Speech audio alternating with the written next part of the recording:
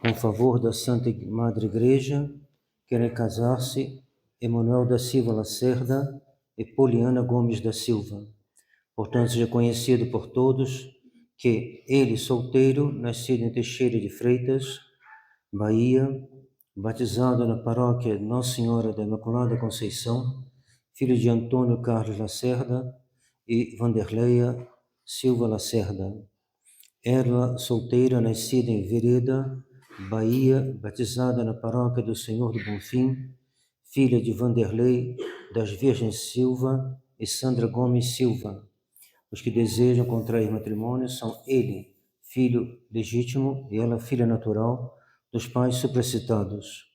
Por isso advertimos a todos e a cada um que, se alguém conhecer alguma consanguinidade ou afinidade ou parentesco espiritual, qualquer outro impedimento que haja entre eles, que impeça que ambos contraiam matrimônio, deve revelar o quanto antes ao sacerdote encarregado desta capela. Isto advertimos pela primeira vez. Em nome do Pai, do Filho e do Espírito Santo. Amém. O Evangelho de hoje nos mostra o mistério, o acontecimento da vida do Nosso Senhor, que é a transfiguração. Nós começamos na escolinha as aulas de apologética para o ensino médio. O que é apologética? Apologética é a defesa da fé com argumentos que estão ao alcance de todos, da vista, do ouvido, do tato. Então, pela razão, se preparar para a graça da fé, ou justificar a fé, ou podemos dizer que seria pela razão, ir além da razão, com a graça de Deus. Então, Nosso Senhor também quer dar aos apóstolos um argumento, podemos dizer, um argumento de apologética, penso eu. Ou seja, ele levanta um pouquinho o véu sobre o mistério da sua divindade. Ele não mostra a sua divindade. Divindade é o próprio da visão beatífica no céu. Mas ele mostra um pouco da sua glória. E a glória que ele tem, porque ele é o Verbo encarnado. Então ele vai levantar um pouquinho, e os apóstolos vão contemplar algo da glória própria de Nosso Senhor. Eu penso que no final ele estará mais glorioso ainda do que estava nessa ocasião. Ele estará com a cruz, ele estará com os estigmas, ele estará, mas só Deus sabe. Só Deus sabe que ele preparou para si mesmo e para os seus eleitos. Mas, digamos, aqui ele vai levantar então um pouco para preparar os discípulos para a paixão. E nós precisamos também, como os apóstolos, de algum consolo, de alguma coisa que nos prepare para os momentos mais difíceis. E São Pedro ficará muito contente. Então, ele vai dizer, Senhor, bom estarmos aqui. Às vezes na oração, no começo, não sei, em certos momentos, que Deus consola uma alma, ela diz também, é bom estar aqui. Mas quando vem a secura, a aridez, as dificuldades, muitas vezes a alma não acha tão bom assim e vai embora. Como São Pedro, quando chegou a paixão, foi embora. Os apóstolos foram embora. Então, a gente deve lembrar, a transfiguração era uma preparação para fortalecer a fé e o ânimo dos apóstolos, para que quando chegasse a paixão, aliás, um desses três foi até o pé da cruz, por causa, certamente, de Nossa Senhora, e podemos pensar também por causa da transfiguração. Ele foi mais fiel à graça recebida, e quando chegou o momento da aridez, não sei como ficou sua fé certamente ficou avariada, só Nossa Senhora que não hesitou, mas ele tirou algum proveito da graça da transfiguração. Os outros vão tirar também, se não tiraram ali no momento da paixão, tirarão depois. São Pedro vai fazer alusão a esse acontecimento, Mais tarde, quando ele estará pregando aos judeus, aos fiéis, ele fará alusão, como está dito na epístola da festa da Transfiguração, no dia 6 de agosto. Vamos ler o que ele diz, faz um complemento dos textos da liturgia de hoje. São Pedro diz: não foi seguindo fábulas engenhosas que vos fizemos conhecer o poder e a vinda de nosso Senhor Jesus Cristo, mas depois de havermos sido espectadores, testemunhas, espectadores da sua grandeza que ele manifestou ali na Transfiguração. Com efeito, ele recebeu de Deus, Pai, honra e glória. O mundo não presta honra e glória ao nosso Senhor, mas o Pai lhe presta. E o Pai pedirá contas aos homens de hoje e de todas as épocas, se eles não tiverem prestado honra e glória. Mas continuemos. Com efeito, ele, ou seja, nosso Senhor, recebeu de Deus Pai honra e glória, quando da excelsa glória desceu sobre ele esta voz: este é o meu Filho amado, em que expus as minhas complacências, escutai-os. Também nós ouvimos esta voz, vinda do céu, quando estávamos com ele na montanha sagrada. Então, aqui, ele faz alusão a esta transfiguração, e ele sublinha um aspecto que nós devemos prestar atenção, que ele sublinha, ele recorda, ele insiste, sobretudo, no fato que Deus Pai vai ecoar uma voz. Ainda falava ele, São Pedro, dizendo: é bom para nós ficar aqui. Quando uma voz brilhante os envolveu, uma nuvem brilhante os envolveu, e da nuvem soou uma voz que dizia: este é o meu Filho muito amado. Nele pus toda a sua complacência, escutai-o. Então, Deus Pai, que a gente escute. Escute o quê? Escute o seu filho, escute a igreja. Qual é o problema de toda a vida de um homem, nossa, da crise da igreja e tudo que pode acontecer? É que a gente escuta, mas boa parte a gente não retém. E isso vem, então a gente não passa aos atos. A gente escuta a regra de São Bento e não aplica. A gente escuta o que a gente lê no catecismo e aplica uma parte e não a outra. Então nós somos duros de ouvido. Deus fala e nós não escutamos. Daí vem a nossa tristeza. Deus diz assim: faça isso, e a gente não faz. Os santos nos dizem: é assim que deve se fazer, e a gente não faz. Então nós devemos lembrar do que São Pedro, nessa epístola que a gente acaba de ler, uma passagem, não faz alusão à veste branca de Nosso Senhor. Não faz alusão nem mesmo a Moisés e Elias. Ele faz alusão à palavra do Pai. Este é meu Filho bem amado, em quem eu pus toda a minha complacência, escutai-o. E a igreja é a mesma coisa. Qual é a grandeza de Monsenhor Lefebvre? O que ele escutou? Escutou bem que ensinaram ele no seu seminário. Ele teve como colegas de sala cardeais que depois vão virar progressistas. Como explicar isso? Escutaram, mas não reteram. Escutaram, mas não tiveram um acolhimento de fé. A fé neles foi diminuindo, e aquilo que estava talvez brilhante, ele dizia que até tinha alguns que fizeram conferências, penso que eram os próprios alunos, assim, ou então ordenados padres eram chamados para fazer conferências, que eram extraordinárias, sobre os temas que depois seriam combatidos no Vaticano II. Suponho que deve ter feito conferências extraordinárias sobre o Cristo Rei, por exemplo. Então isso mostra que um grande mal nosso é que a gente escuta, mas não ouve, por assim dizer. Escuta e não retém. E se retém, não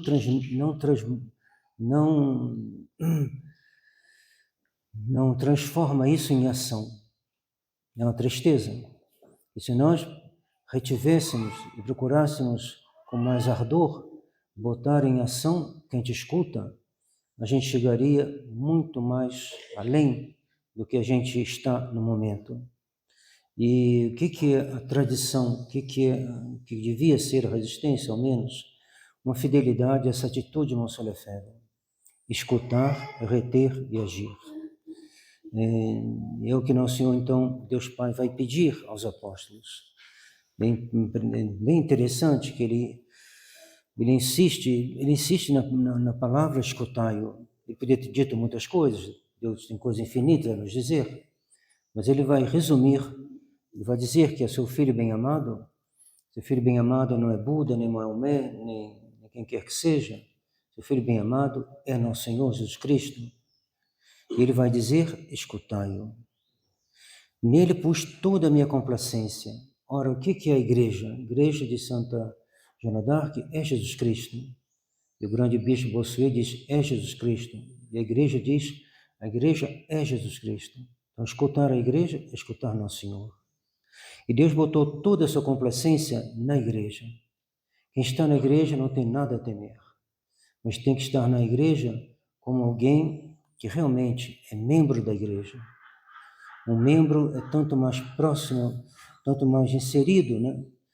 Quanto mais ele está identificado. Quanto mais uma alma está identificada à igreja, como dizia Santo Inácio Loyola, sentire cum ecclesia, sentir como a igreja. Se é realmente se a gente tira uma molécula, uma parte do corpo, ela tem o mesmo DNA, não entendo muito medicina não, mas DNA, né? Significa o quê? Ela é perfeitamente em perfeita continuidade com o corpo todo. Então, assim também, uma alma que sente com a igreja, sentire cum ecclesia, é uma alma que está totalmente, é o que a gente pode dizer de Dom Lefebvre e Dom Antônio, eles sentiam com a igreja. A gente pode dizer de Santa Teresinha de Jesus, no coração da igreja, eu serei o amor, o coração. E quanto mais uma alma sente com a igreja, ela é membro da igreja. Ela é a igreja, de certa maneira, uma parte da igreja, mas inteiramente em consonância com toda a igreja. E se alguém perguntar, né, mas onde está a igreja? O que vocês pensam da igreja? Vocês deviam estar de uma maneira ou de outra? Então nós diríamos, não, a gente está na igreja pelo nosso batismo, nós estamos na igreja pela nossa confirmação, pela nossa fé, pela nossa... mas vocês estão fora da igreja na sua postura, porque estão vendo bem que vocês não estão em contato, não estão em comunhão com o Papa. Nós estamos em comunhão com o Papa, comunhão com o Papa, perfeitamente comunhão com o Papa na sua função. Quando a gente, para ganhar uma indulgência, tem que rezar nas intenções do Papa. Rezamos, sim, perfeitamente. Quem não está em comunhão com a igreja é o Papa. Mas, espera aí, explica isso melhor. Então, podemos dizer também, a igreja é o corpo místico de Cristo e não o corpo místico do Papa. O Papa é um instrumento do Cristo, mas se esse instrumento faz como Judas, Judas não era um bom instrumento, pois traiu. O Papa atual não é um bom instrumento, pois ele traiu. Então, a gente não vai se associar a Judas, não vai se associar àqueles que destroem. Por isso que a gente mantém uma distância. Mas não quanto à hierarquia da igreja, porque a igreja é essa. Nós aderimos de todo o nosso coração à hierarquia enquanto estrutura feita por Nosso Senhor. Mas se um membro trai a Nosso Senhor, claro que não. Então procuremos bem, nos botar bem no nosso coração essa palavra de Nosso Senhor, que é dirigida a nós. Dirigindo-se a São Pedro, a São Tiago e São João, é a nós que ele se dirige. Senão, São Mateus não teria transmitido essas palavras. Então, repitamos, este é o meu filho muito amado. E quando fala meu filho muito amado, ele está falando também da igreja, né? A igreja é Jesus Cristo. A igreja é muito amada. E fora da igreja não há salvação. Se alguém quisesse, né, inventar aí uma nova teoria, seria um modernista. Eles inventaram uma nova, eles chamam assim que a Igreja do Cristo é uma coisa maior do que a Igreja Católica. É uma teoria modernista. Não, a Igreja do Cristo é a Igreja Católica. E fora da Igreja Católica não há salvação. Por quê? Porque o Pai disse, este é o meu Filho muito amado, e podemos dizer, esta Igreja, minha filha muito amada, nela pus toda a minha complacência. Claro que pôs. Como é que os santos chegaram a tão grande santidade? Senão porque Deus pôs na Igreja todos os meios de santificação, todos os meios de instrução, todos os meios para fazer os santos. E a palavra que ele reteve aqui, impressionante, podia ter dito muitas outras coisas. Olhai, imitai, vede, palpai, não sei, mil coisas que eu podia ter dito. Ele disse, escutai-o. Impressionante. Fico até meio assim, a gente hesita sempre de fazer um catecismo depois da missa, né, como a gente fazia, ou ação de graça. O melhor seria os dois. Mas eu lamento também que às vezes a gente fez catecismo e tinha pessoas que iam embora. Bom, é uma pena, a não ser que saibam realmente muito bem o catecismo. Mas cuidado, a gente precisa escutar. A fé vem pelo ouvido, de São Paulo. A gente precisa. O sermão não deve ser muito longo para não cansar. Mas cansando ou não, a gente tem que escutar, estudar, ler. E então, às vezes a gente volta, depois a gente volta atrás. O ideal seria os dois, mas não queremos também atrapalhar. O domingo tem gente que mora longe, né? Mas compensem o catecismo que não é mais dado aqui, de viva voz, lendo. Leiam o catecismo, estudem o catecismo, se interessem no catecismo. Por quê? O catecismo é a voz da igreja, é a voz da igreja, é a voz do Cristo. E se vocês não ouvem a voz do Cristo, vocês não estão fazendo o que Deus Pai mandou. Deus Pai disse, este é meu Filho muito amado, em quem pus toda a minha complacência, ponto e vírgula, escutai-o. Só isso. São Bento começa a sua regra dizendo, escuta, ó filho, os preceitos do mestre, na primeira palavra da regra, escuta. E nossa vida começa assim, nossa vida da alma. Né? São Agostinho estava no pecado e ele não conseguia sair do pecado. Uma vez escutou uma voz que dizia, pega e lê. Escutou. Lê. Escutar, ler. Ele leu e se converteu. Então, quem não lê, quem não escuta, não está cumprindo o que Deus Pai diz aqui no Evangelho. E ler o quê? Ler o que a igreja ensina, o que a igreja aprova. Não leiam livros que a igreja não aprova, ou que não tem a aprovação da igreja segura. O livro dos progressistas, às vezes, tem alguma coisa interessante. Eu acho melhor não ler. Ah, fulano é interessante. Pode ser. Mas se tratar de coisas da fé, não leiam. Leiam o quê? Porque a gente tem que estar seguro que é Nosso Senhor que está falando. E Nosso Senhor fala pela Igreja Católica. Nosso Senhor não fala através de qualquer um. A gente deve escutar com toda atenção, porque é Nosso Senhor que está falando. E por isso a gente deve ler os livros dos santos.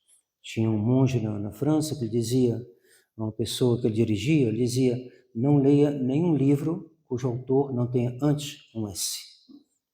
Santo, São Fulano.